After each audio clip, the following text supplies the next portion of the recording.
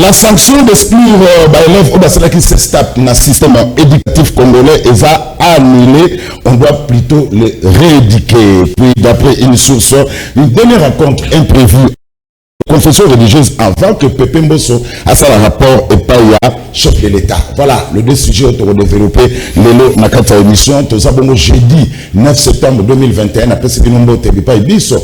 Bonjour les Bakou ya Kolanda biso, la Ligue à Canal Presse tout de suite au bandi. N'enga na lobaka camp na Barnabé au Parc de Prince ba fongoli ango. Évitons de confondre vitesse et précipitation mais mouillons le maillot. Alors bonsoir, la télécommande Bocha Pemeni parce qu'à cet instant il y a absolument rien du tout. Équipe technique Parbola, Rodi Luadio, Mike Kamwaka, Namoni Samson Ilunga, Mwana ya Kasayo, Mbia Mavinga, na Pati Sundu, na YouTube, et puis sous la coordination, il y a Gil Poutou, le grand maestro Batata Bamama Bandeko, c'est parti pour le directeur, il y a le meilleur championnat du monde, Bouye Imalamo, na émission Lelo. Ba est invité, Nazana Junior, il y a IDPS, Mbote. Mbote Ndeko Zulu. Nous avons assisté au commandant à PPRD, na PC Mbote. Mbote Ndeko Zulu, na CPLI na invitation na yo parce que vous allez pour permettre biso de bakoya pour la vérité, tout va pour dénoncer souffrance au peuple congolais dans le monde. Merci beaucoup. Merci toujours. Raïs Chima. 2023. Ah. Oui, toujours. L'élection de Zala. Bon, on a vraiment négocié ce que dit Azar au Banga pour organiser l'élection parce qu'il y a ceux qui les ont organisé l'élection au Lécati. Mais ceux qui ont organisé l'élection, quand on a dit que non, on attend à Kabila le Bakiango, on a dit que ceux qui ont l'élection salamité Kabila pas aux Alati. Donc ceux qui payent l'élection salamité en 2023, négocier ce que dit pas aux Alati, on a tourné la transition sans Tshisekedi.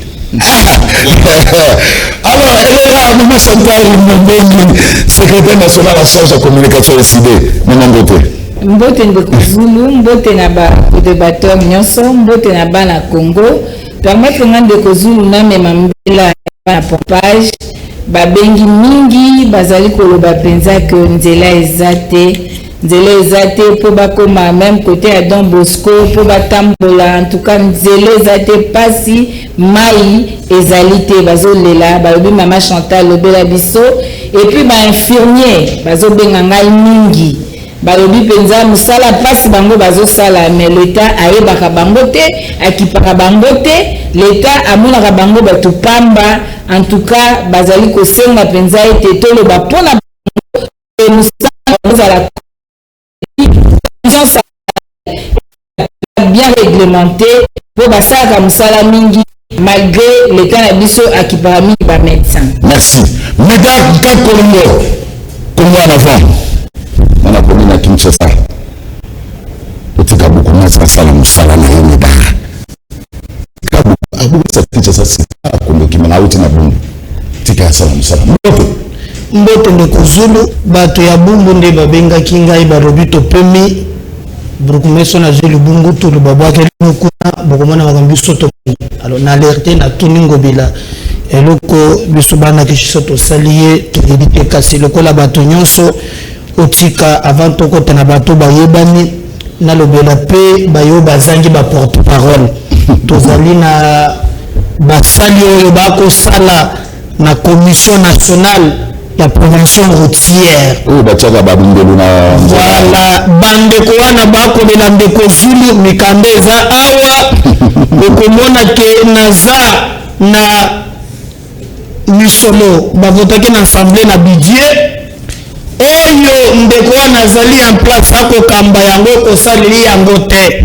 Par exemple komona ke bali ko détourner prime il y a 3 274 184 000 francs. Or, normalement, en genre reconnu na budget, baza 178. Mais qu'on a bakoumi ba 18 371. Nalena musolo awa. Mais tant qu'on a l'angeli balobi, ndeko wana alimutu José Makila anoma tango azalaki na makambo ya transport. Sona kutuna cherbe okende na bandeko mususu. Est-ce que moi makambo ekoleka na commission nationale ya prévention routière o basali bakolela misolo bele kotepa tepa yale malamu te mais même IGF, la Commission nationale de la prévention routière, Moussolo, et Kopumbo, la Kastana Mai, Yali, Malamutendo, Kosulu. Kasi, on a Silisa, Tena Nina Lobela, Nazalaki Nabouadji, tu peux installer parti. Ils ont arabé mon coin, Mounene, on a coin petit coin. Je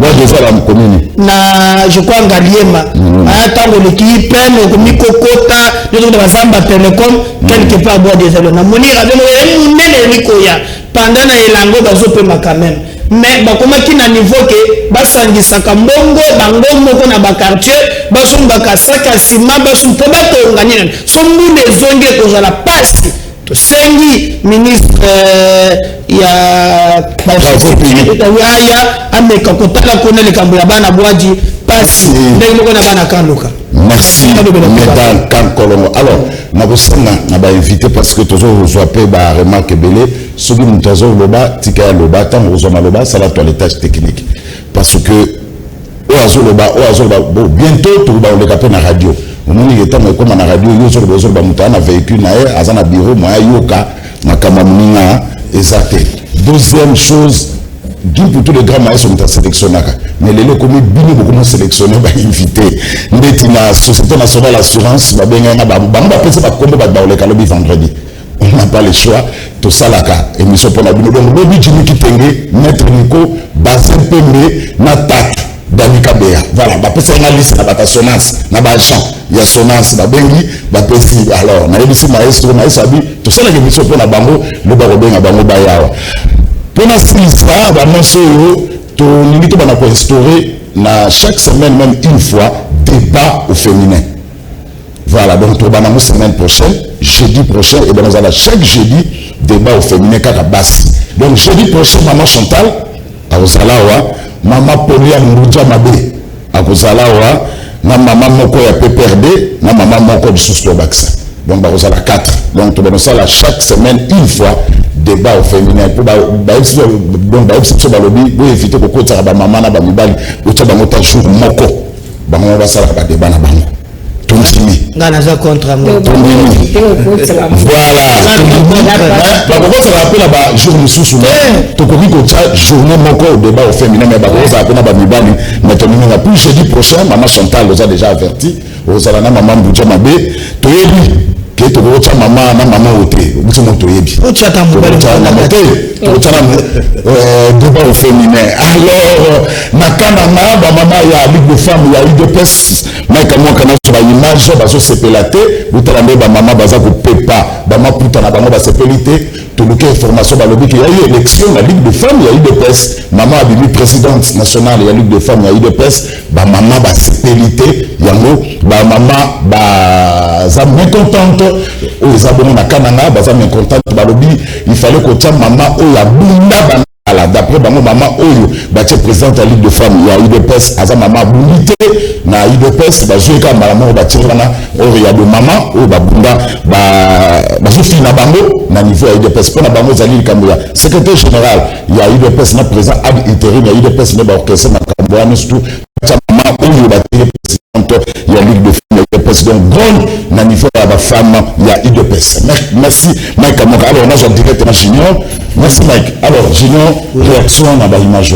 Bon, réaction à Ngezali, président a parti, a qui décision à mettre en place comme directeur à la Ligue de femmes.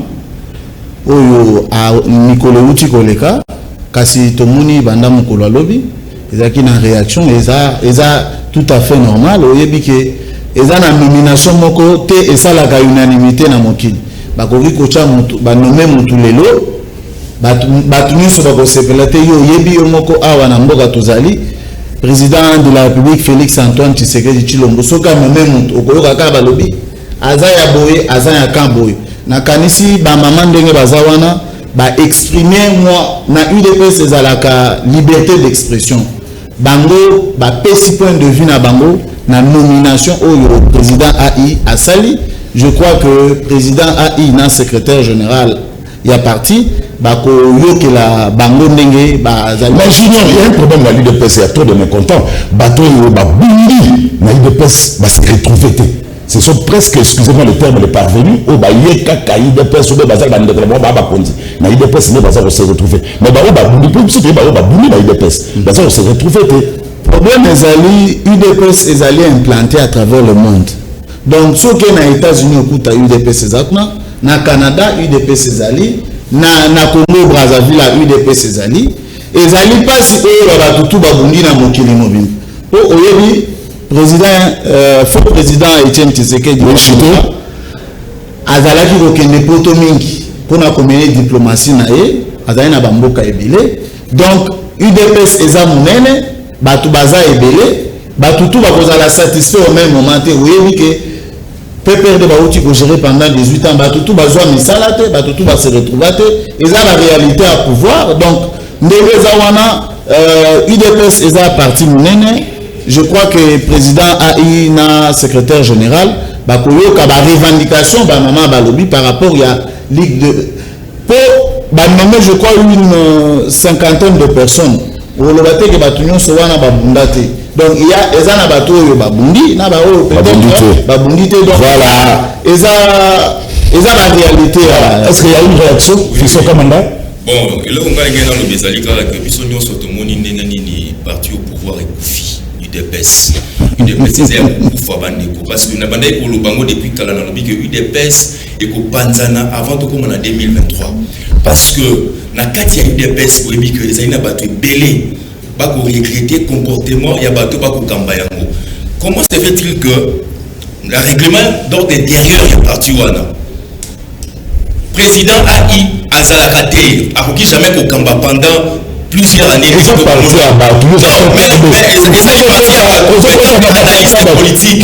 qu'analyste politique, il faut que les UDPS depuis quand Kabunda comment gérer un président AI. Okufa nyoso ya UDPS ya mwana bomona ki makambo ebele bima kuna ba neko office mukoko babunda ba beta bango kuna tumona ba neko mususu ba beta bango kaka na ba siège wana et pour la que désordre na kati ya parti au pouvoir ya moni zali désordre to komona au sommet de l'état okomona donc ba mimi désordre wana ya parti na bango ti na kokamba mboka okomona ke bato ba kokamba biso lelo ba kokamba kaka na désordre kaka o ezala kati ya parti na bango donc lelo ke le bengo alors réaction côté ça exact maman mon bon tu as beau il n'a pas porté ma caméra to ko maman na sujet bon so ko lingi réaction maman c'est l'autre na kolobaka que parti politique a fait privé voilà mais et là on a retenir ezali après 37 ans d'élite et là on nini IDPS et tient la place publique incompétence donc c'est normal même si ba grand les autres ce n'est que normal et puis que papa Etienne Tshisekedi bitumbo abundaki azu penza ba héritier idéologique ya soloté na kati ya IDPS. Bon, moi je dirais que ce n'est pas parce qu'il y a des divisions à l'interne que makambo koki kozalande kama ndazali wana limuntu ya PPRD pana bango moko ayebi comment makambo eleka baoba ezalaka mikolo nyonso le plus important ezali ke baoyo bazali na parti bayeba ko comprendre des idérata ya base ndo babengaka epai na bango donc partout même au monde il y a toujours des problèmes et surtout que tant que vous êtes en pouvoir il y a un positionnement tout le monde peut se positionner makambo wana ekosi la thème arrangé à l'interne parce que bazana obligation d'être réunis pour vaincre bitombezo ya liboso. C'est bien dit. Alors premier sujet la sanction d'exclure les élèves sextape au basala du somi na ba vidéo botanango na ba réseaux sociaux ba exclure yango du système éducatif congolais et ça bongo annulé. On doit plutôt le rééduquer, c'est ce qui ressort. La rencontre entre le ministre des droits humains, Fabrice Pouela, la ministre EPST, Tony Mwaba, Mike Kamwaka.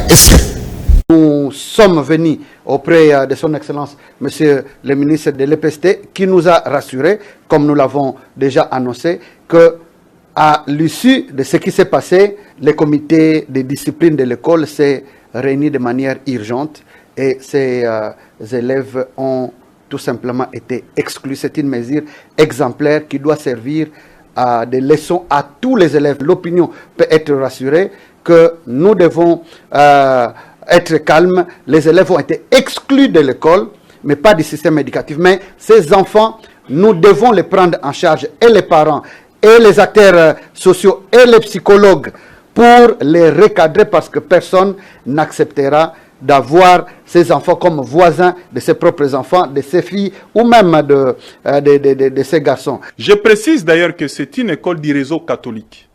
Et ce que les gens n'ont pas compris, et j'ai reçu les éclaircissements du chef d'établissement, avec la foi catholique et les exigences du réseau catholique, les catholiques ne permettront pas que ces élèves soient inscrits dans une autre école catholique sur toute l'étendue du territoire. C'est ça la précision que j'ai eue ce matin. Mais ils ne sont pas exclus du système éducatif. Ils peuvent aller n'importe où. Mais dans les réseaux catholiques, on a dit non. Et de deux, ils ont été définitivement renvoyés, pas seulement de l'école, mais aussi du réseau des écoles catholiques. Ça, c'est leur foi. Mais ailleurs, ils peuvent aller. Et les collègues ministres des droits humains, l'EPST a fait son travail et il est limité là, c'est l'exclusion. Les restes, la prise en charge psycho-socio-judiciaire, c'est les droits humains et la justice. Et les collègues là, c'est pour faire les relais, pour finalement aider ces élèves à ce qu'ils soient réinsérés dans la société. Parce que ce qu'ils ont fait là, c'est grave et tout le monde a condamné ça. Ils méritent. Maman Chantal, Mabandi na yo, balobi toto on a tenu moi bana Fabrice Pola, basa exclu. Balomoni bango na école wana Saint-Georges à Kitambo, mais basa balomoni bango na système éducatif congolais. Mais tenu na balobi comme Saint-Georges est une école catholique, en limité que ba catholique ba zo lisusu bana wana. Alors, problème des adibouki les bébés, tous les problèmes d'encadrement. Ok, merci de Rozoulou. Nous devons que l'immoralité a atteint son comble. L'immoralité n'a déficit éthique public. Et ça, banda na bateau, bazana devoir exemplarité, ti na bano tozobota. On dit qu'il y a 4 agents à éducation. Tozana ba parents, tozana l'État, tozana ba école, tozana ba église. Mais ce qu'on tali na ba corporation nyosoana, immoralité bas son comble. Le lot ce moni ba autorité, ba kuti ba wana ba sextape.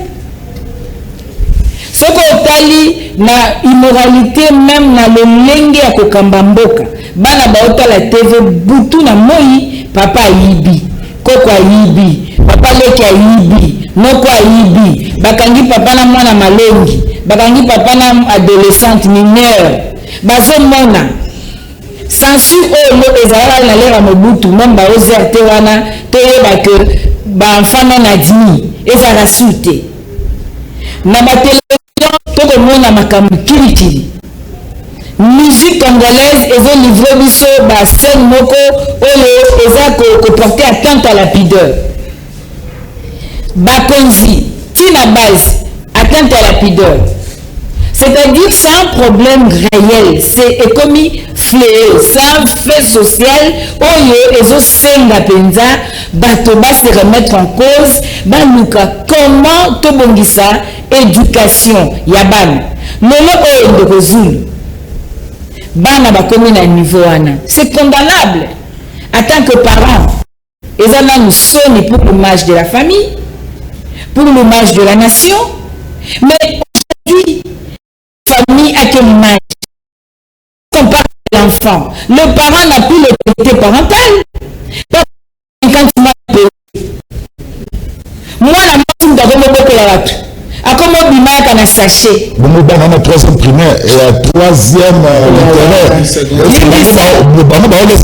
Nalobi osa ne toza Kinshasa te na fuka ozomona nalobi biso la tozokola parce que mwana na uniforme akota na bar lelo ozomona bana na ba uniforme na ba terrasse te kende na ba capella kende na ba bon marché na ba balemba partout na ba vandale ozomona te ba mineur ke ba papa mikolo na bana malongi ozomona ngote donc éducation eza na problème.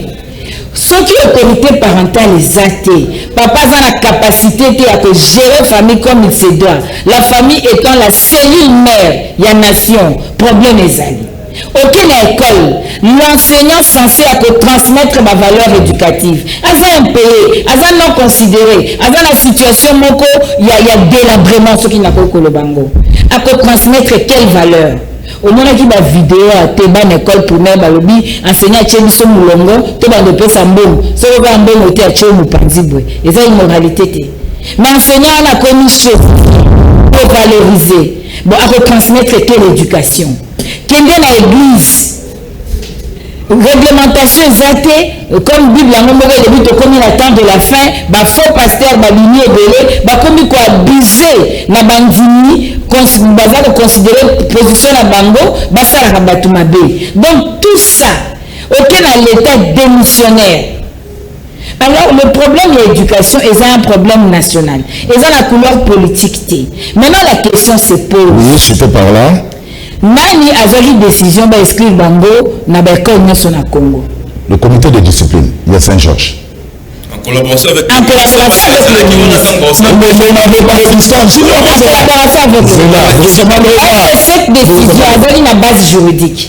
Parce que l'article 43 de ma constitution, ils vont permettre moi de soit qui déclare ça tanga. Mon capoï que c'est l'obstruction de l'éducation monétaire. Maintenant, aujourd'hui, il faut condamner. Il faut que exclure à l'école, surtout pour la valeur et puis que protéger les sous et conformément à la texte réglementé par l'école. Mais il faudrait ne pas s'arrêter là-bas. Il faut aussi voir parce que nous, parents, on n'a pas pu avoir ce devoir d'exemplarité. Et que faire aussi des autorités au on a un sextape. C'est vrai que nous sommes basés sur un sextape, le téléphone est sonné, nous sommes en prison en quantité. Merci. Alors, et bien, nous avons un cas comme dans le lobby, bon, comme un sextape, on condamne. Dans le lobby, l'autorité de est-ce que tu veux comparer bana classe na autorité puis sur la bana classe c'est comme si bazaki ko filmer on peut passer ça va filmer on peut moi pena zota la caméra pena boy. Bon d'abord je partage pas le même point de vue na maman Chantal. D'abord ne cherchons pas d'abord il y a ko ça le raccordement na et le koana d'abord j'avais voulu d'abord tout condamner bisognon sur cet acte. Surtout le système éducatif est confi. Et Zali, je suis d'accord avec lui, mais il y a eu bateau ebele oyo bazali na responsabilité na koboma système éducatif wana. Ebele, ce que je suis perdu parole na kola kisayo, molenge mutu moko te na classe dirigeante a kotongo la musaka lobi que non, il n'a pas pu participer. Est-ce que bako pesa ne so lelo na le système éducatif, est-ce que batu musu bako kamba lelo?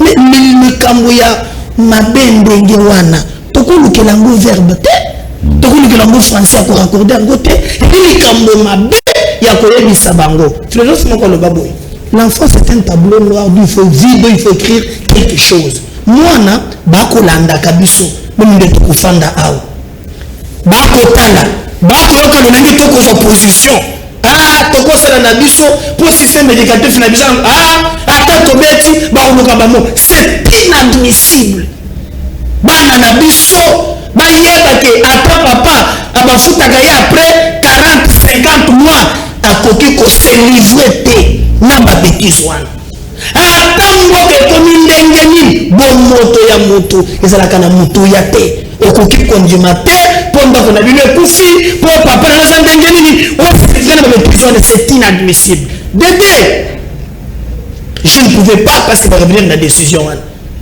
ata mabe ezalaki ndenge wana nakokaki kondima te ke balongola bango mais bapesa bango na bitumbu ekoki kosala ke bayebaki basali mabe nazokende nakonanaki yango mpo namonaki mpe bakozwi napesa exemple moko ya Congo central awa komona kutu batu babenga yo polémique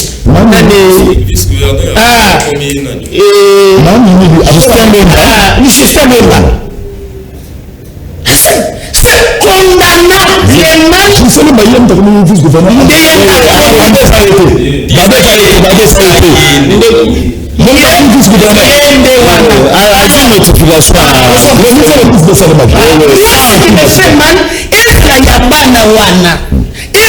autorité le mal reste le mal atanani asali yango olingo ngana mona vice ministre wa vice gouverneur Ce qui gagne à mon amour, on a des amoutakas. N'a on a qu'à vraiment le monsieur sauter. Ah, c'est une motion.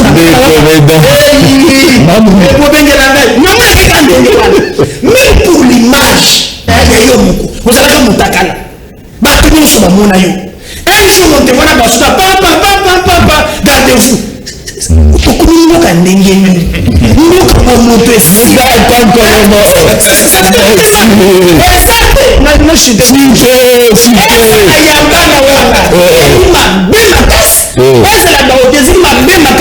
ne peut pas trouver le mot pour nous défendre.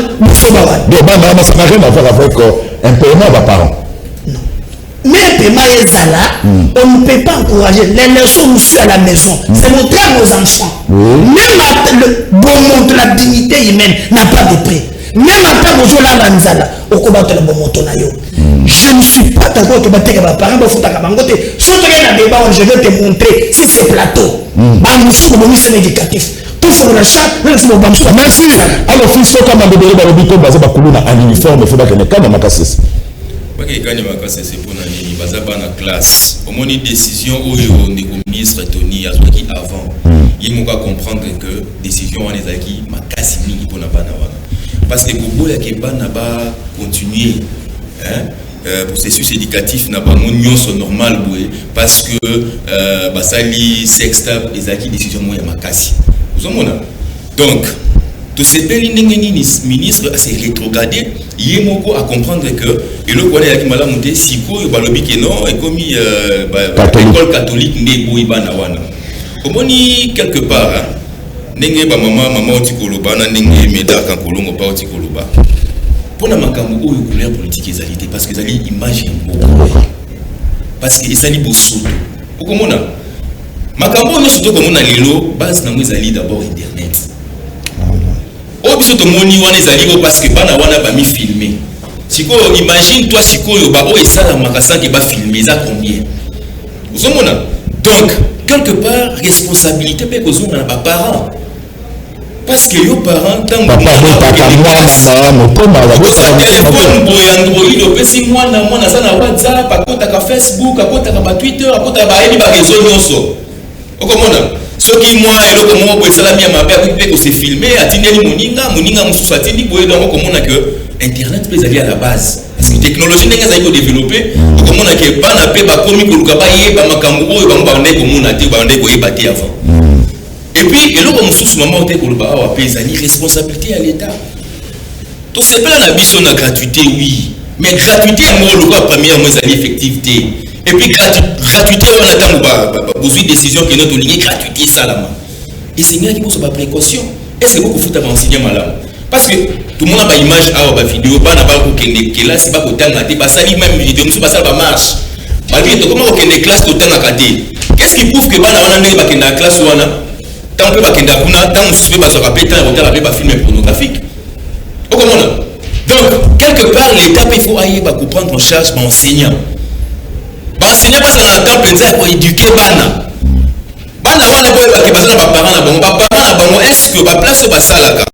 Est-ce que l'état futa ka malamu? Pour ceux qui le commis que moi na yemo ko akomi ko zo responsabilité ya ndako. Ezali mawa mingi, ezali soni. Comment on a?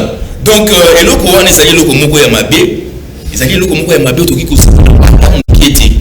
Mais ceux qui bana basali eloko ya ndenge wana yo ministre quand même oki kozwa décision à la va vite ou la muki kaka boyo no te bien le comité de discipline ya Saint-Georges na ikanda na moni comité de discipline ya école Saint-Georges ba kosala kombi ba kosala déclaration yo ministre ozali wana kosala nini parce que ezali comité de discipline akitaki na école mais ça vous intervenez dans la situation omoni fiston kamanga ndenge kitaki na lycée bosa wana mona akeli na non ezali soni komona ndenge nini ministre komi kitisa tina niveau ya comité de discipline ya école ça va secteur na yo et puis lobi na mo changer lobi yote oh non ngai ministre na soki décision wana te tala lelo ba pesinga ba éclairage non omoni mboka ekotambola malamu te parce que bato ba kokamba biso ba kosoka ba décision à la va vite sans réfléchir ola kaka ko une décision moko ko lobi na mo seki vice ministre asalaki bosoto na bureau ezali na régime à 18 ans mais ministre wana est-ce que sanctionnaki ye mais on dit que on a des médias ka kolonga ou koloba vice-gouverneur wana oyo ya lobi ça m'a commencé c'est extrêmement maman mimi vice-gouverneur wana lelo ba pesi bokonzi là il faut vérifier pour parce que par exemple les il était le journaliste d'investigation na boye biso makambo to moni na internet décision ya ministre et ya gouverneur ya ministre intérieur vous avez une barrière dans ba pesi pouvoir et pas na puis faut pas que remise et reprise des aliments mercredi mercredi tout ça et ça m'a dit déjà et ça m'a dit que ça m'a mercredi mais il a été notifié mais oui voilà merci alors tout ce qu'on prend de pété le régime n'a bien IDFS tout le monde est bombé le régime n'a pas IDFS tu vois comment on a besoin de ça ne va pas bon il fallait dire à quoi il faut que le babo solo il y a liboso zali et le kobana na biso wana basali ezali condamnable il y a mibale comité de discipline à Saint-Georges et ça l'a vu bandero so ba ocho loba wa kizo ternir image non seulement ya mboka na biso pe ya batu nyonso na mboka basala ki réunion wana ya comité de discipline selon makambo loba ki na ba média bana wana ba emonana ki etambolo na ba réseaux sociaux tango basali réunion wana ya comité de discipline pour avoir décision par rapport à parce que ils allaient ko ternir image ba invité ki ministre ya EPST tango ministre ministre a besoin de décision parce que bana wana certes dans un secteur na mais besoin de dépendre na école wana Saint-Georges l'école a pris une décision il y a ko exclure bango ministre azalaki wana alors comme c'est une école catholique balobi ba exclure bango pe na ba école non catholique parce que oui bien système éducatif na ba école catholique ezalaka moi ba rigueur makasi comme les écoles catholiques balobi bako yamba bango lisu na ba école catholique te bakoki ko yamba bango na ba école mosusu kasi ministre azalaki wana ya kokaki koloba te alandi parce que comité de discipline ezalaki na charge ya kozwa décision sur makambo esali wana éternel image ya bana batomoni betoni basali rétropédalage tango plein la ke komona na bureau ministre des droits humains te batozaki décision eza comité de discipline eza ministre te comité de discipline nde elobi exclure bana wana na école mpe na ba école catholique ezaki sur décision ya ministre bango balobaki ministre moko azalaki simple invité parce que eloko wana eza na secteur na ye bainvitaki ye a participer na bango ntongo bazwi décision baexplike que to exclure bango na école d'abord école Saint-Georges oyo ezali école catholique na baécole nyonso ya catholique nazo comprendre te bandeko bazali kosala mwa baraccordement fraudulé na bamakambo mosusu c'est vrai que lelo toza na ba nouvelle technologie de l'information et de la communication ezali na impact mingi na communication na biso na ba makambo mosusu tozali kosala mama azali koloba kuna ke tosali 50 mois soki papa asali 50 mois bazali kofuta ete est-ce que kozala na mesure ya kosombela mwana Android ozali coûter plus de $150 et puis soki vraiment balobi ke eza 50 mois tu sais que tu as de 30 ou 31 mois donc makambo ebandi lelo te tozali kosala bango basala PPRD na Kabila basali 18 ans makambo basali pendant 18 ans tokoka kobongisa yango na une année 2 ans te amélioration nyonso esengaka temps le président a pris une décision ezali constitutionnel à respecter parce que auti na place oyo batosaka mibe biso na UDPS kozala na ADN respect des textes constitution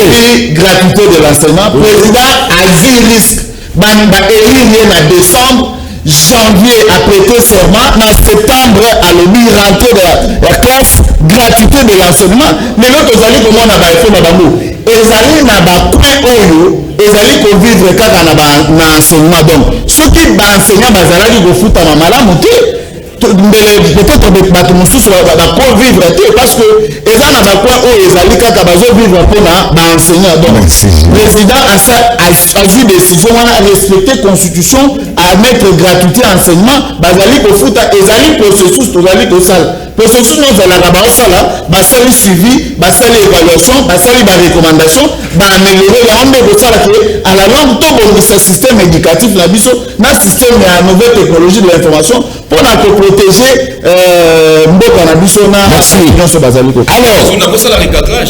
c'est là tant que tu as deuxième sujet, on sait la toilettage. La première sujet comme ça. Alors, d'après une source, une dernière rencontre est prévue entre Mbosso et les confessions religieuses avant que Pépé Mbosso a son rapport de païa chef de l'État. Nabana fiston, mais aussi c'est la maman Chantal. Est-ce que cette fois-ci, si l'information est vraie, est-ce que cette fois-ci, Ekosimba rencontre Wana toilettage et pour aucun oui, on a toilettage. On tu que PPRD va salir 18 ans, ma campagne so ma salama qui pour PPRD, bango bataille des personnes qui vont s'engager parce que bango baza va respecter le texte. Non banano mon cher ami na makamba ba texte. Pour bon ça comment UDPS to landi ba intervention ya ba tribunal UDPS. Balobi UDPS c'est que jamais ko kamba na président AI, na secrétaire général AI. Et c'est déjà en violation d'un règlement d'ordre interne. Il a dit que bien battu UDPS pour respecter la texte. Tout à l'heure, qui ne sont pas en Mboka.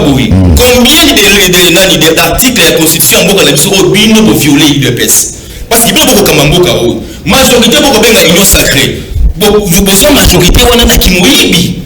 Vous avez des députés, si vous ne corrompez pas, vous avez des députés, du coup, va changer. Le nom de parlement est commis. Au moins, les députés, vous avez même vous parlementaires dans le PPRD. Donc, nous sommes vous parlementaires dans le PPRD. Mais, nous sommes une union sacrée, mais nous sommes le côté AFCC. Ils ont un sens des mots comme maman l'a monté. Vous comprenez? Pour nous, quand on a un dossier, il y a un décombosso. D'abord, nous avons le bac de décombosso à Kokamba. Parlement, on a un désordre au Sakanati. Vous comprenez? Façon où le papa où il y a Kokamba, Assemblée nationale d'Abisso. Là, comme tout n'a pas de députés nationaux, vous allez pas dans ma yéli. Comment vous pouvez dire que papa Mbosso a Kamba, Assemblée nationale, la dictature, avec légèreté. Donc, Makambo est qu'on a tout comprendre. Dans la logique, vous allez bloquer dans Makambo, la composition et Bibo Seni. Après, il va dire à Bandawapi, à Sukawapi. Parce que les Négazaliwana, ceux qui peuvent pas me imposer, nous n'avons pas dit, que Ekozala malade, parce que peuple azali kotala déjà donc kasi afungoli miso na makambo wana ndeko Mbosso ayebi bien que bango bato union sacrée bazali na poste ko organiser ba élection te bazali ko distraire peuple parce que bazali ko banga bayebi que ndenge zali wana lokola bilan ya ndeko Tshisekedi na 3 ans na yo asali à la tête ya nani ya mboka ezali malamu te que bilan na ezali négatif bako banga ko organiser ba élection voilà pourquoi bako distraire biso. Oh non, après si bango 48 heures, après si bango 24 heures, les deux communes que non, il va coûter la sous na ba kambiwa na ba confession religieuse. Vous comprenez pas le discernement peuple. Dans l'autre temps, Mikoli Kokende. Est-ce que première question est-ce que l'élo ata soki ndeko Mbosso bosili si makambo na bino wana bo imposer ndeko na bino kadima. Est-ce que Mosolo a organisé ba élection bo elina yango? Ndeko foko ke ko sala ba enquête na trésor public ko mona ke mbongo na caisse à l'état élité. Non, mais vous avez tardé. Volontaire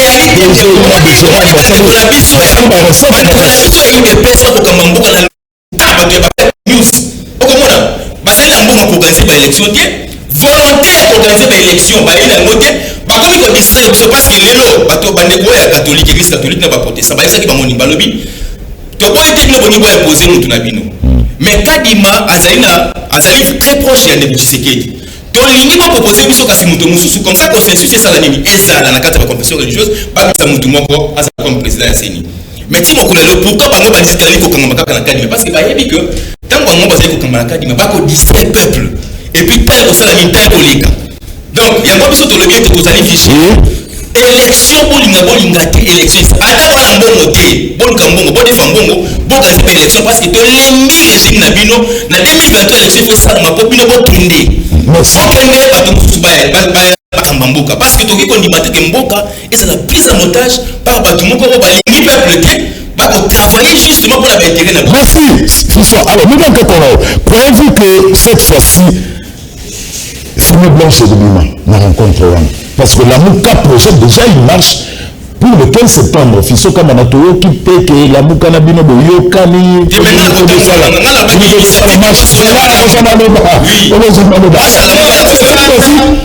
Ce sera convaincre les confessions religieuses pour la Fumée Blanche et de Lima. Au moins, ceux qui la Mouka Tamboli, par exemple, ma Chantal a Tamboli, moi, je suis normal. C'est la démocratie. C'est la démocratie. Et c'est quelqu'un, Moto Oyo, Tobondi na Itumba, contrairement à Bande Kumususu, Bako attaqué Bango Lelo, Moussala Bazo Salanga, vous avez candidat à l'objet. Parti dans le pays, nous avons candidat. Nous avons besoin d'un séni Moko Oyo, ils ont dit, net. Problème, réalité. Mais quand je vois quelqu'un là, Kabila, bon, on dit maintenant 5 ans, aux gens du bas. Ils sont pas dans le modèle, aux gens du modèle. Quand même, on dit démocratie, tout ça, le lot Makambo Yaba opinion pour te quoi comme la bise. Mais quand je vois Fiston parler, c'est le Saka Bongoli Moté. Ça parle dans Maseka Bongoli Moté. Il parle de peuple qui sont jamais quiconque en défi. Boya ko Dieu, je ne vois pas maman Chatala sur le bon du monde, on a beau temps de la Chadari, bon à éviter. Mais n'aliminant la bango dans la marche au Basala na Congo, les plus courts du monde, et bandana au Hydro, et souvent à 20 mai. Pour la première fois de l'histoire, na 20 mai, au Hydro, na 4 marche, na mon âme, Caleb, na cravate, na sapat, na marche le plus court du monde, que vous allez le peuple. Il y a beaucoup de 100 personnes dans la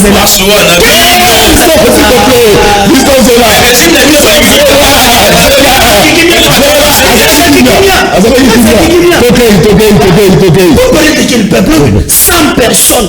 Avant de nous vous êtes quel peuple? Que ma fatia ko kaka clameur te hein. Ngai c'est là de quoi. Toto ba fisto ba okipa. La démocratie. Ngai na ibi passe etumba. Na dans la criminalité. Na yebi. Donc les gens qui bandent au bas au tambour pour la cause juste. Ba komeli autorité. Ba informer. Autorité à cause d'information. À côté de la police pour te abattre la bango et exercice réglé par la constitution. Mais la zone de terre boni ya mboka, ba sasi mboka, ba pungola mboka, ngana kosala pe marche pour na objectif ya kinga lokola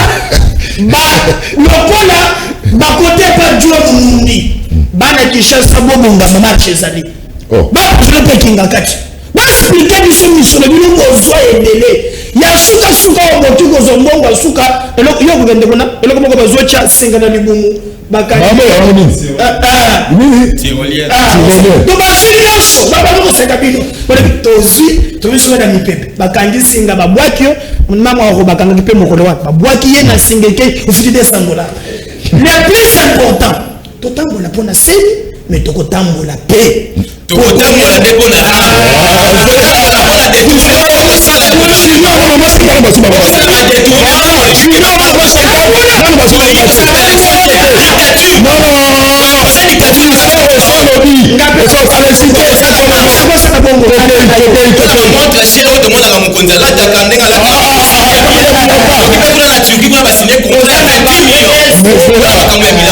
merci Fiston. bozela te boalina bato te congolais moko te ata na libabe soki aloti akote na marche a peuple te ndoto aza modi même na ndoto mais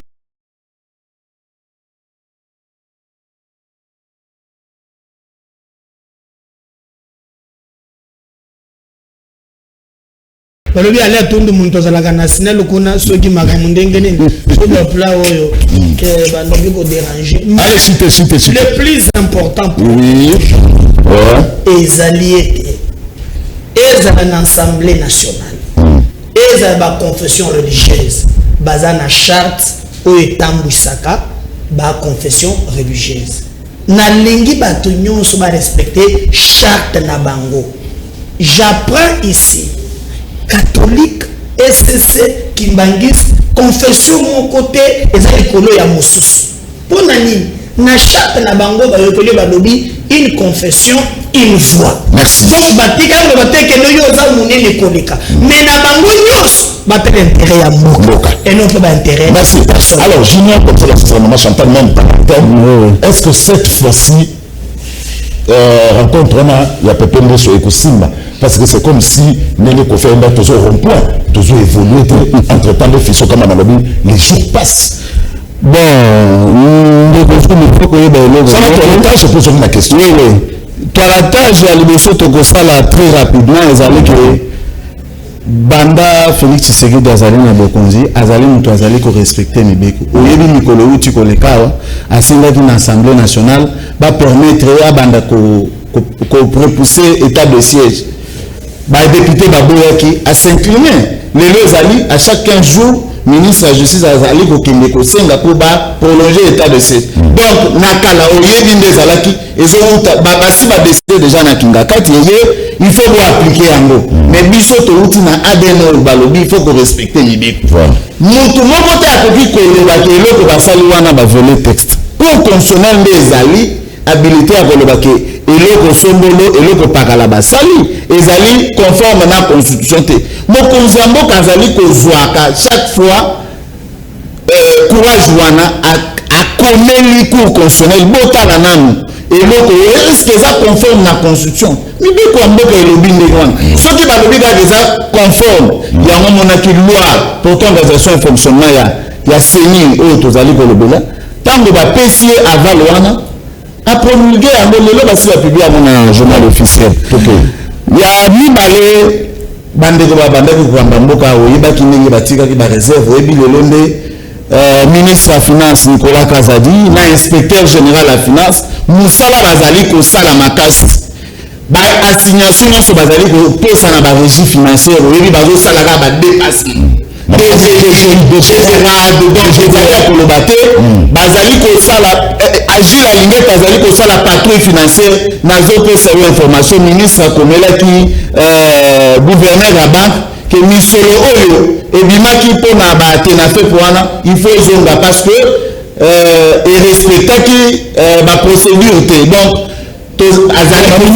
la finance traçabilité eza makasi ke Nicolas Kazadi azali kosala mosala ezali kopermettre ke mboka ezali na lelo toza na bareserve ya plus de 1,7 milliard donc lelo tozali na basemaine ebele ya importation de na cadre ya économie nde balobaka donc bareserve ezali makasi mbongo ezali tokosala élection Nicolas Kazadi kosala mosala makasi Gilles Alingete na pointe kuna azali kosala mosala oyo même baaméricain oyebi ke baaméricain bakomelaki mokanda même banque mondiale oyo balobi na cadre ya makambo ya baudit il faut babanda collaborer na ye donc sous l'impulsion ya mokonzi ya mboka président Félix Tshisekedi Gilles Alingete na inspection générale po bazali kosala mosala ezali kopermettre po lelo to po tosala élection bazali koloba mbongo mais bango bazali kosala mosala ya makasi côté wana. Est-ce que cette fois-ci rencontre on est Simba en tout cas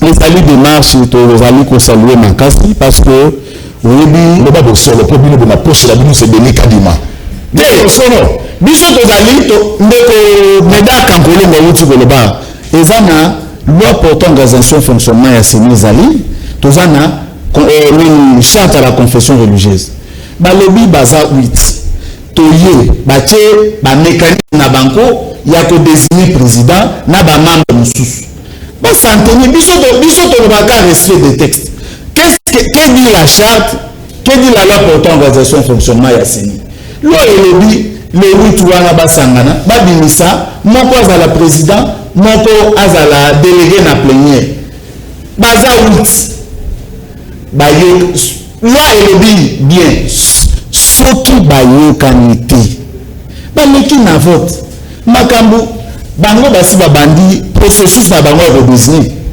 toyokaki est-ce que avant babanda oyokaki motu moko alobi no toboyi ndeko te babandi mécanisme biso nyonso 8 toya omoni mpe communiqué ya président ya Sénat mais le problème na bino boningi consensus te baninga balobi bovanda esalata une semaine il y a consensus bolingi te entre temps on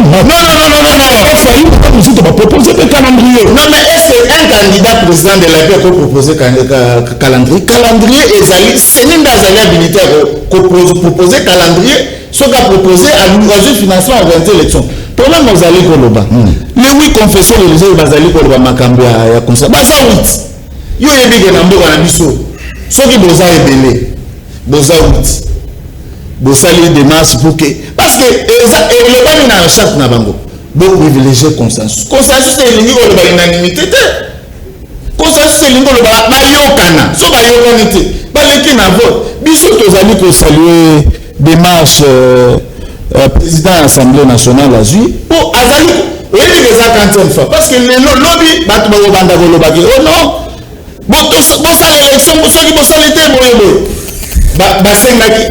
sur demande de la confession religieuse, Malali Bosso, et c'est na catholique, 48 heures.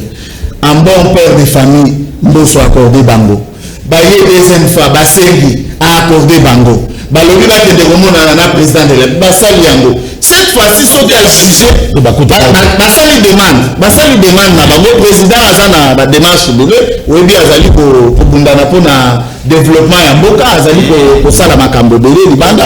Donc à besoin ya ko ya bande ko na biso ya 5 mais il faut que préciser une chose hein. Il faut donc président bango basali demande président oyamba bango mais biso tozali ko saluer démarche ya Pepe Mbosso après si bango eza chance azali ko pesa bango oyebi ke mikolo uti ko leta ba ko pesa bango chance wana éternellement si bango chance soki bakoki koyokana te il y a une commission paritaire au Sali Moussala la plénière va décider et le bureau de l'Assemblée nationale va saisir le président de la République et le président de la République va se prononcer. Ndenge pesa la maki na maloba parce que le président a été saisi sur base de documents zaï nango qui décide. Biso tozo s'entendre na ba rester malonda parce qu'il y a un clameur public. Non, c'est là. Mais consul il faut préciser. Malonda parce qu'il y a un clameur public, on a le chef de l'État. Non, ce n'est pas ça. C'est la question. Yango, on a décidé. Ce qui est le 15 septembre, marche Simi. Ça tient son assima pour la donner Kabine. Il faut que préciser une chose.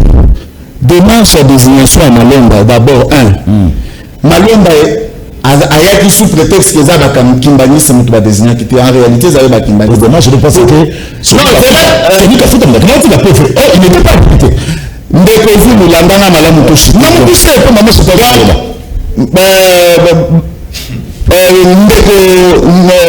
La confession religieuse wana déposaki pona ko désigner Malonda azalaki candidat ya batumbani c'était parce que chef spirituel na bango akomelaki assemblée nationale akomeli na président atikaki basali démarche parce que déjà démarche wana azalaka essentiellement parlementaire esalami qui est habilité kotika PV na assemblée nationale mais ce sont les confessions religieuses qui est habilité nani président ya nini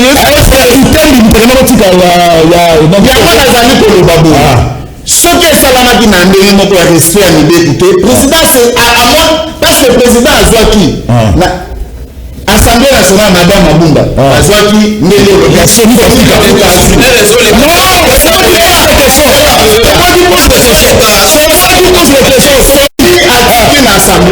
assemblée bazwi batindeli président amoni alobi sur base ya texte na makambo nyonso bamoni ke makambo ezali rempli te parce que c'était pas celui qui était habilité peut-être pas Mabunda c'est le cas avec il n'est pas habilité seulement ça ezali confession religieuse ya bakimbangisi badesignaki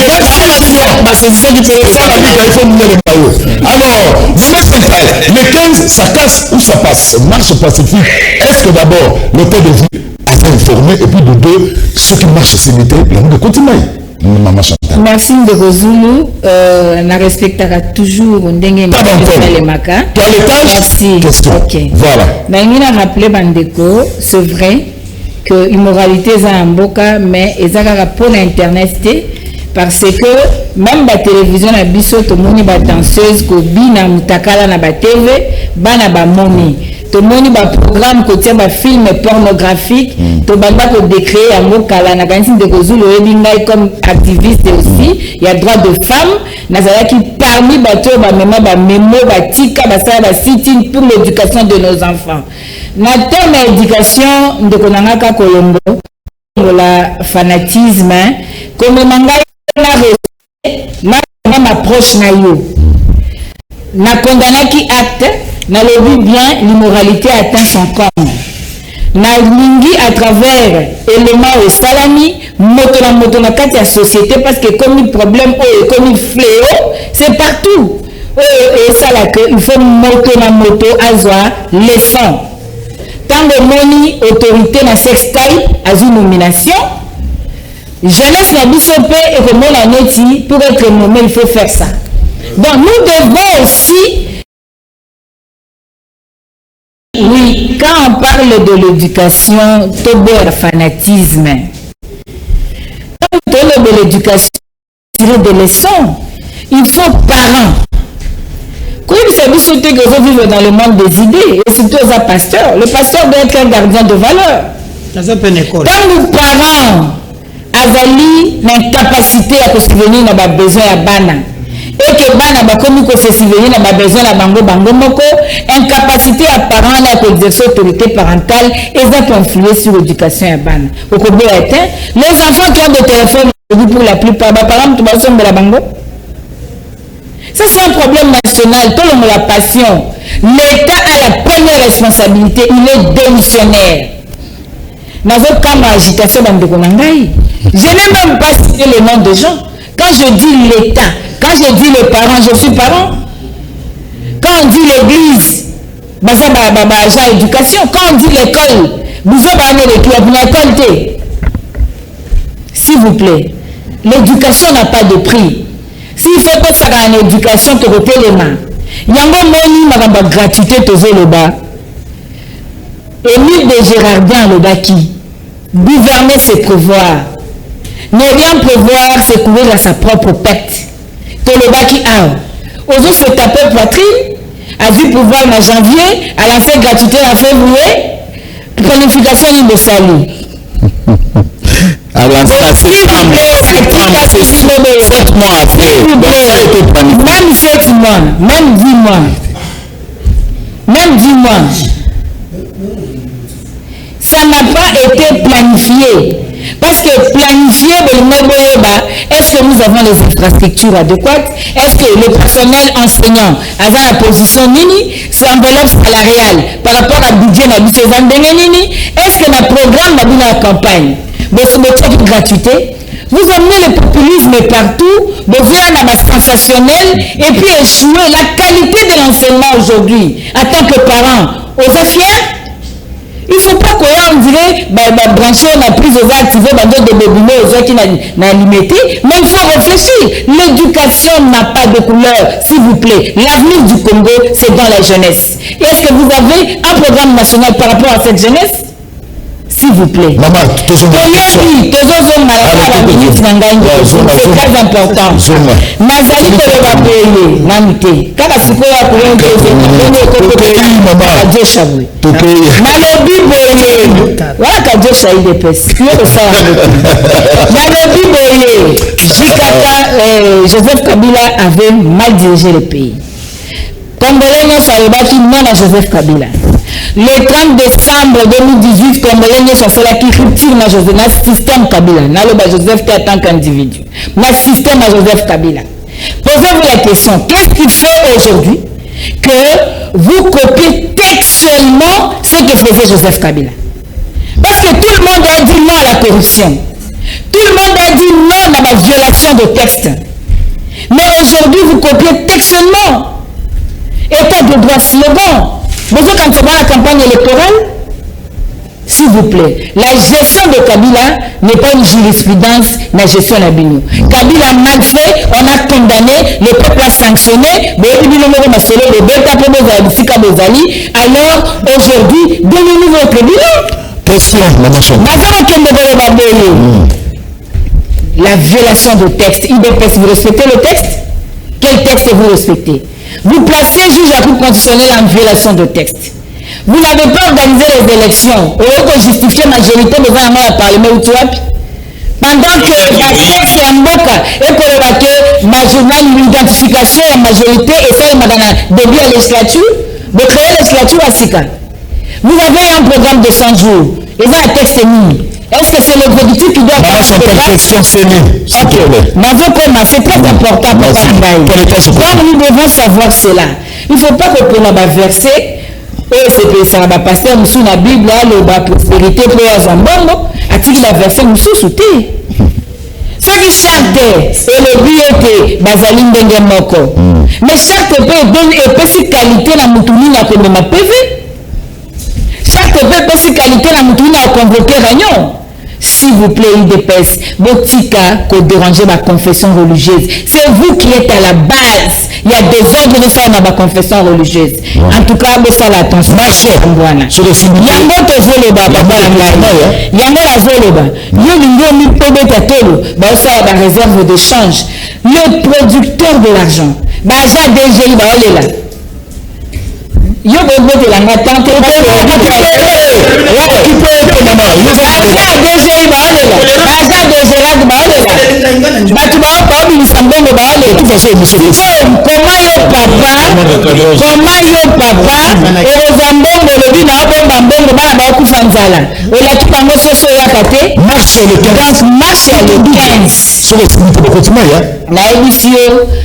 que tozali kokende na ba sensationnel te tozo kende te na ba milice tribal ba sangala basala ba réunion po ba luka utia désordre tozo kende na politique ya kadiocha te po to luka toko sa peuple la popularité ya Lamuka n'est plus à démontrer. La popularité à Lamuka depuis 62% na ba urne dit le 3 ans après le peuple porte son choix, porte son élu et la conséquence il y a manque à légitimité et ça c'est que votre bilan est 0. Le 15, peuple comme là, c'est un anzela.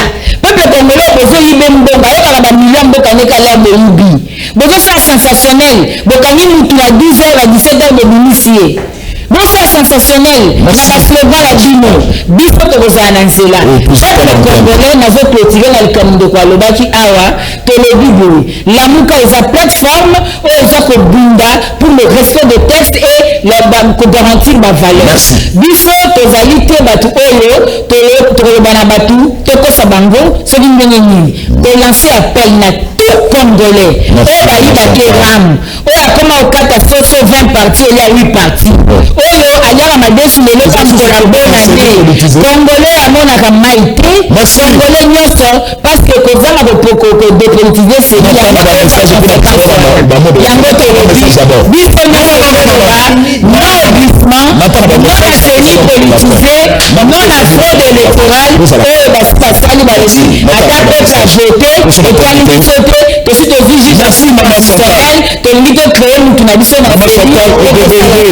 merci. Parce que nous avons un message, émission à catastrophe. Les deux font attendre un message. Mais on passe à un moment de la fin. Nous allons calme. Mais dit que comme nous, Colombo, on s'en attend. Mot de la fin. Alors, ma caméra, c'est une distraction pour la reprise à la chinois, Baïba, numéro na Est et Amoka, Bataka, docteur Mukwege. Alors, nous sommes là, nous avons une élection en 2023. bazobanga po bakokoka te UDPS ayebi ke kosimba na yango te yango ino sacré azoboma nini vraiment na nsima ya likambo oyo seni ata mboso na baati bakeye pa président ekozala kaka kadima ngai nalobi boye ebongi bana wana basala prison ya 3 mois na mutu oyo afilme bango po bazwa correction. Bonjour liga baparent nde baza responsable ya makambo wana kotala novelas ensemble ou kotika bana na bango moko et puis kosombela bango ba Android. J'espère que Fiston comme on a dit que le bango ils ont amela biso 2 mois de salaire biso la sécurité ya STC tout ça là kuna na tango ya confinement ils ont fondé à ça la contrôle kasi moko akomi comme la bato ndeko zulu na radio de banda mokoloni et puis radio mini toujours c'est le pesa biso précision toujours c'est la démarche ya Didier de Chabanaki pour na radio mini to bana boleka voilà pour na bana wana tout ça d'accord te na ba ministre wana et bon na ki ba pesa bango sanction moko sévère et puis bati na bango na internet moko na fin ya province moko bébé de la biso ministre peut-être tique na communication ba pesa biso explication tout ba le la ram et ça la biso passe mini ndeko zulu bazolo la bana wana eza malamu pour na nini ba musicien ba pasteur na ba politicien oyo basala bango batika bango libre voilà pour tout le monde un peu ba pasteur tout le monde un peu ba musicien tout le monde un peu ba politicien na ba sexta tout le monde a bango. Bonjour les gars biso awa na Brazza. Ah, merci, bah, téléspectateurs, bah, on a Brazza. Ceux qui examinent des tailles, je sais le dernier jour, bah, et ça va rater. Bamba, tono, ti, naba 17h. Voilà. Alors, conclusion, à mot de la fin, naba nayo, 1 minute, conclusion, il y a mot de la fin, pour l'émission de Masuka. Alors, on a fanatisme kolekama Chantal Azate. Mutoka na sensationnel kolekaye na mukili Azate. Par exemple, Kolanda Lobby, Félix Azui, na mandat na janvier a eu programme à faire en février. Donc même à temps calculé par mois, on va lancer gratuité, à salir à côté sensationnel à l'équipe, revenir à l'objet ndéyé. Bon, il s'est dit qu'on a gagné qui n'a jamais en février, et pas comme il y a en septembre. Mais à ce moment-là, il y a un sentiment. Dédé, marche, ça va être 20 parties. Marche, ça y a saigné. Alors, le col est battu, nous sommes 20 parties.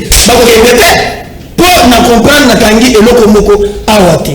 Moi, et le Konalogi sous ces boy.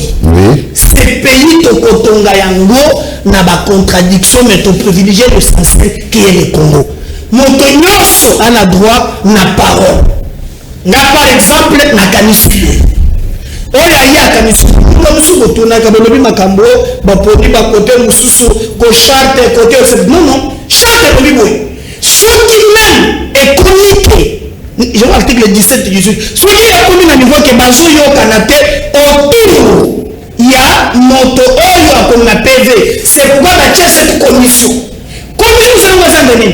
Quand la maille n'est qu'à la niveau là, ce qui a mis conforme. Ce qui peut être conforme, bon, on a la plénière. Plénière donc est 1, et on a la confession, 2, et qu'il y a la commission, 3, ils ont dit plénière. Plénière peut avoir rejeter ma communauté à la commission. Donc il ne faut pas comparer les incomparables. Donc quand je vois ici que non, Bengezawana, les agapes toponité parce que ton lobby pour la mission. Ce qui commission, mon tonton peut faire la qualité na ma commission pour mon yango. Ce qui commission est passé à commission paritaire pilotée par le prof Mbata. Oui,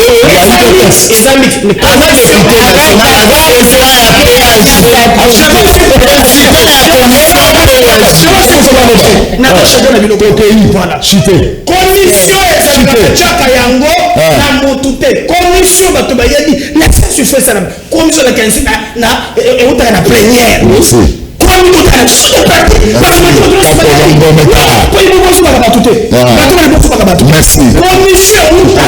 na plénière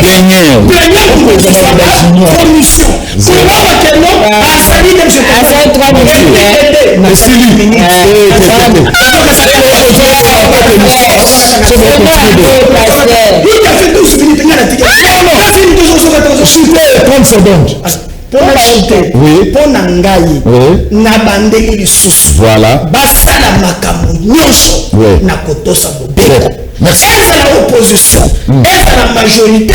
Nous devons le mobeko arrêter. Nous devons respecter mobeko. Fils au commandant conclusion. Merci. C'est peli n'engani émission l'équipe kasi na web sabana ya Congo. Oui. Nous avons sa conclusion. Voilà. Nous allons. Bagata ingai. Moi sans unité na biso ya pasi auto kotiaka na ba téléphone. Timo kola elonde ko tshisekedi na bato na yeba ko longola ka biso ba unité na biso nyoso wana eko kende sekenda ka to yebi. Position ya fisto kamanda. Kuna ngai. To sali régime oyo nini pona biso peuple to sufaka boye. Sans unité na biso ya mawa oje crédit na yo probenga moto ya nyongo. Probenga ndeko sali sa yo na mona moi difficulté ya yango. Tshisekedi na bato na yeba zo sans unité yona nyoso longola ya na téléphone. Merci. Boyebi bien que mokolo ya lelo bandeko na ngai bandeko ya ile pesa bakosaki biso ke carton ya soso yokoma na $10 carton ya soso yango baoteka ngo wapi bandeko bayebisaki biso awa tokomiata masango lokola kayasa ti mokolo ya lelo tokomona kaka bango mabumu matama ekovimba donc na difficulté tokomona na covid oyo totika komona covid te tokomona ngo na régime ndeko Tshisekedi makambo ya détournement détournement mbongo ya 100 jours mbongo ya projet Tshisekedi pas ko détourner Veridos kuna to ko Veridos ba tangela ifuna ndeko nani ya IGF wana yeba ina kati makambo ya batena faire kaka bango ndeko baye pona ko souffre ko faire souffrir biso peuple pas ko yiba mbongo ko ka bandako donc biso peuple ko souffrir ndeko to fungola miso voilà. Soki élection ekozala ngala silobaka ke loko moko soki élection ekozala ndeko Tshisekedi ata mati akiti ayebaka koleka te merci peuple a une souffrance. Merci.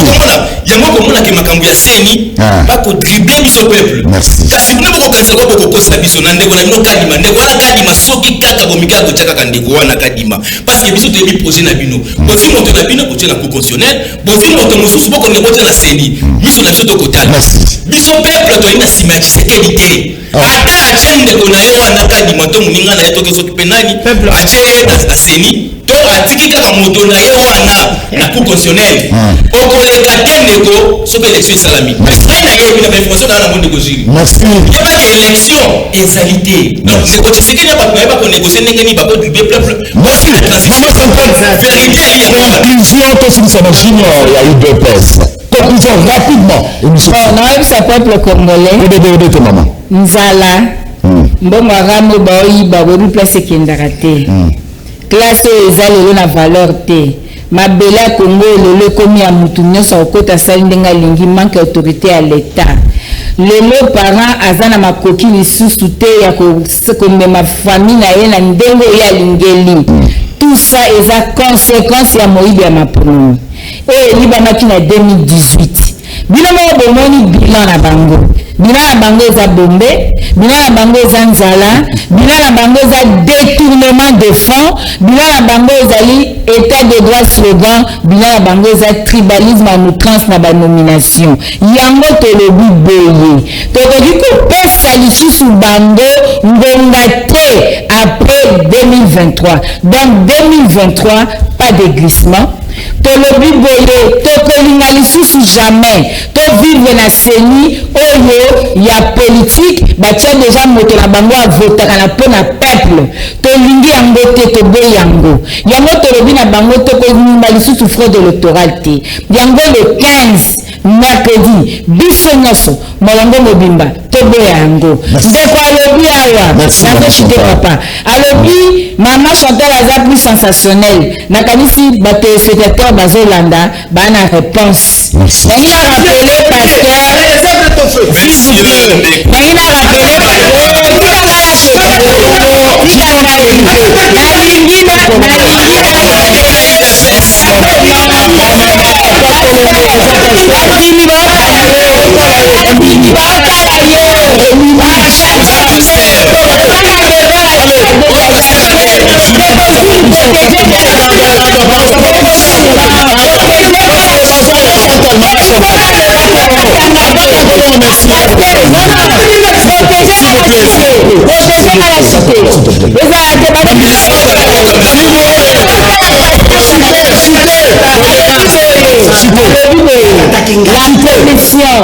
la commission paritaire. Paritaire, c'est à part égale. Mais commission composée de 14 unions sacrées. Nabatu oyo bazi clandestinement côté sous. Paritaire. Yango la lobby na yeke biso ka sensationnel te. Na lobby niemo comme ta lobby mtaiko pèse.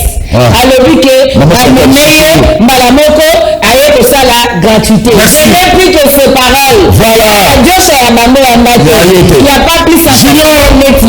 Conclusion. Conclusion. Déjà la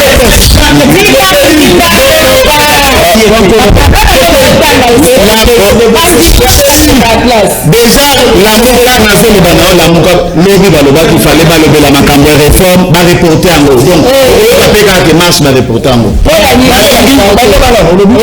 ya Seni balobaki ba kosala ma ba proposition.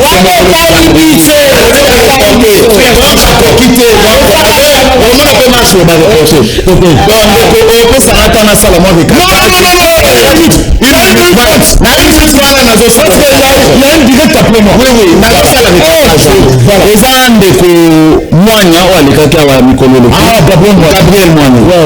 En tout cas, makambo ya Manyema epesaki biso pasi parce que Manyema il y a le diabotami pour naza juriste mais makambo azali ko allégué ezali très grave. Il y a liboso azoloba il y a un juriste azoloba ke pont moko boye ezali $10,000. Aza na expertise ya ko évaluer te pont oyo basalamo na longueur ni largeur ni baculé ni neza wana po epesa biso montant moko boye. Ya mibale na province nyonso tozali na baroute tozali kobenga baroute provinciale na voirie urbaine. Baroute wana ezalaka géré na OVD. OVD azali ko collaborer directement na gouverneur de province. Donc gouverneur de province a commis OVD basaleli évaluation. Après évaluation on a financé bango. Donc on a dit on a juriste azali ko kota na makamba azali ko gouverneur azali représentant ya chef de l'état na province na ye. Na représentant on a il s'est rendu compte que na parquet kuna président de la République azali ko bundana mingi pona ko bongisa justice parce que il a raison. Ça va être élève une nation. Comme c'est bon. Déjà na bâtiment mon on a na cour d'appel, déjà na parquet, et ça peut na parquet général, et ça peut na tribunal de grande instance. Pas bâtiment on est baby. Le gouverneur est venu à constater que bâtiment salam Yukuta po ayebi nazo senga na ye akende kotanga la loi sur le marché public. Atanga pe déclare Premier ministre il y a juin 2010 aux alliés manuel de procédure et à passation de marché aux alliés pour fixer ma campagne. Ndeko na biso kuna son excellence gouverneur Idriss Afani Mangala azali ko sala musala malam pour même da papé pe de joie président. Merci. Président du parlementaire Didi Manara outi vacances à lobby musala ezali ko sala makuna ezali malam. Batunyos évêque a sengé même na gouvernement national va soutenir parce que azali ko sala musala na ye malam. Na ko soutenir na tribalisme maman évoqué Kachao. Président de la République a commis président a nommé Mutual Bosso qui directeur de cabinet Camille Akei a nommé Nembo Katanga na bango misat na liboso azaki na wa André Wameso Congo central ya mibale bozaki tozaki na ndeko Mondole Équateur kuna Kolongeye Badu Mulu ba mo wala te merci